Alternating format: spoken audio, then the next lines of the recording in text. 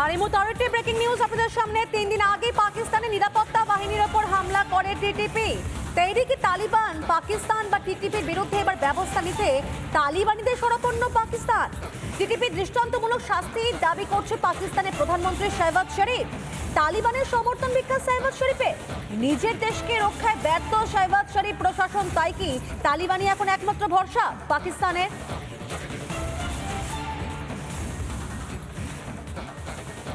और ये बात बदकिस्मती से दुरुस्त है कि जब वहाँ पर अफगानिस्तान में इंटर्म गवर्नमेंट आई, बेशुमार लोग छोड़े गए।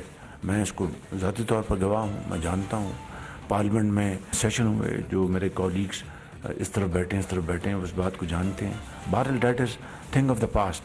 आज ये चैलेंज है, आज इसने दोबारा सर उठाया है, तो इसका सर कुचले बगैर हम अपना आगे नहीं बढ़ सकते। इस हवाले से जो कुर्बानियाँ दी जा रही हैं, जो लोग, जो अफसर, जो जवान, चाहे वो फ़ौज पाकिस्तान क्यों, चाहे लॉ इन्फोर्सिंग एजेंट्स क्यों, पुलिस क्यों, जिस तरह वो जाम शहादत नोश कर रहे हैं और अपने प्यारों को छोड़ के जा रहे हैं, इससे बड़ी कुर्बानी तो और कोई नहीं हो सकती। But it has to achieve its target, and the target is to defeat this monster again, hands down. तो उसके लिए हमें सबको फिर इकट्ठा होना होगा। মুখ্যমন্ত্রী থেকে সম্মতি না নেবার বড় খেসারত দিতে হলো শিক্ষামন্ত্রী ব্রাত্য বসুকে। প্রাথমিকের সেমিস্টার চালু করা নিয়ে প্রকাশ্যে মুখ্যমন্ত্রীর ধমক খেতে হলো শিক্ষামন্ত্রীকে। শীর্ষ স্তরে আলোচনা ছাড়া কোনো রকম নীতিগত সিদ্ধান্ত না নিতে কড়া নির্দেশ দিলেন মুখ্যমন্ত্রী। শিক্ষা দপ্তরে এত বড় সিদ্ধান্ত নিয়ে মমতার অন্ধকারে থাকাটা সরকারের ব্যর্থতা পাল্টা কটাক্ষ করেছে বিজেপি। প্রাথমিক স্তরের সেমিস্টার কাগজ আগে বেরোলো কি করে? প্রেস কনফারেন্স করে আমি কোনো কথা শুনতে চাই না, পাবলিক তো জেনে গেল আগে। যা মেসেজ যাওয়ার চলে গেছে, ওটা হবে না। ঠিক আছে দিদি।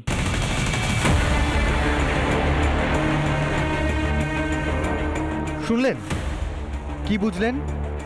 প্রশাসনিক বৈঠকে মুখ্যমন্ত্রী যাকে তীব্র বকাঝকা করছেন, তিনি কোনো দুষ্টু ছেলে নন, তিনি এ রাজ্যের শিক্ষামন্ত্রী। শিক্ষা দপ্তর শীর্ষস্তরে কোনো রকম আলোচনা ছাড়াই প্রাথমিকের সেমিস্টার পদ্ধতি চালুর সিদ্ধান্ত নেওয়ায় প্রকাশ্যে ধমক খেতে হলো শিক্ষামন্ত্রী ব্রাত্য বসুকে। দিদি, আমি ওটা কাগজ আমিও দেখি পরশুদিন সেক্রেটারির সঙ্গে কথা বলে পরশুদিন রাতে চিফ সেক্রেটারির কাছে প্লেস করেছি। আপনি কনসেন্ট দিলে তবে নোটিফিকেশন হবে। কাগজ আগে বেরোলো কি করে?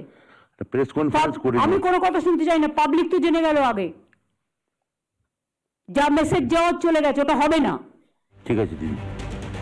প্রাথমিকের সেমিস্টার চালুর যে কোনো সম্ভাবনাই খারিজ করলেন মুখ্যমন্ত্রী। শীর্ষস্তর বলতে মমতা নিজেকেই বুঝিয়েছেন কিনা এই নিয়ে রাজনৈতিক পরিসরে গুঞ্জন তুঙ্গে।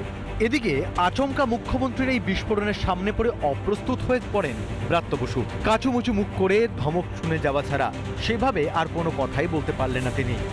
এদিকে প্রশাসনের সবকটি দপ্তরকে মুখ্যমন্ত্রী জানিয়ে দিলেন তাকে বাইপাস করে যেন কোনো নীতিগত সিদ্ধান্ত না নেওয়া হয়। প্রাথমিক স্তরের সেমিস্টার ব্রাত্য পলিসি ডিসিশন এডুকেশনে যখন you are education minister, but please remember, if there is a new policy decision, please consult us. এখানেই থেমে থাকেননি মুখ্যমন্ত্রী। যারা প্রকাশ্যে না বলে ঘুরপথে সংবাদ মাধ্যমকে খবর চালান করে তাদেরও হুঁশিয়ারি দিয়েছেন মমতা। নিয়ম হচ্ছে করে খাইয়ে দেয়, ভাত খাইয়ে দেয় না, নিউজ খাইয়ে দেয়। নিউজটা কি না, ওখান থেকে অমুক দাদা নিউজটা পাঠালেন, অমুক দিদি নিউজটা পাঠালেন। কেন সামনাসামনি বলতে হবে?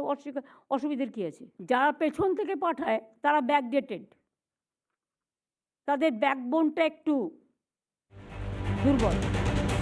শিক্ষামন্ত্রী কি করছেন জানেন না মুখ্যমন্ত্রী, মুখ্যমন্ত্রী কি চাইছেন জানেন না শিক্ষামন্ত্রী। পুরোটাই ঘেঁটে খোঁচা বিজেপির। সরকার চলছে না তামাশা চলছে আমরা বুঝতে পারছি না। ওদের নাটক যাত্রা চলছে বা সার্কাস চলছে বলা ভালো, নাটক যাত্রা তো অনেক হাই কোয়ালিটির হয়, এ তো সার্কাস চলছে পুরো। ক্যাবিনেট মিনিস্টার হয়ে একটা সিদ্ধান্ত নিয়ে নিচ্ছেন তিনি, মুখ্যমন্ত্রী জানেন না? তাহলে সেই মন্ত্রী কি ক্যাবিনেটে থাকার অধিকার আছে? তবে কি একই সাথে স্বরাষ্ট্রমন্ত্রী ও পুলিশ মন্ত্রী মমতা নিজের দপ্তরগুলি নিয়ে বিশ্বাসের অভাব রয়েছে? রাজ্যের মুখ্যমন্ত্রীর নাকের ডগা দিয়ে প্রশাসনের অন্দরের খবর ছড়িয়ে যাওয়াটা তো সরকারে মমতার নিয়ন্ত্রণের ওপর একটা বড় প্রশ্নচিহ্ন। রিপাবলিক বাংলা। নানা ধরনের কন্টেন্ট দেখার জন্য লাইক করুন, শেয়ার করুন আমাদের ফেসবুক পেজ, সাবস্ক্রাইব করুন আমাদের ইউটিউব চ্যানেল। পাশাপাশি অন্যান্য ব্রেকিং নিউজের জন্য অবশ্যই চোখ রাখুন রিপাবলিক বাংলায়।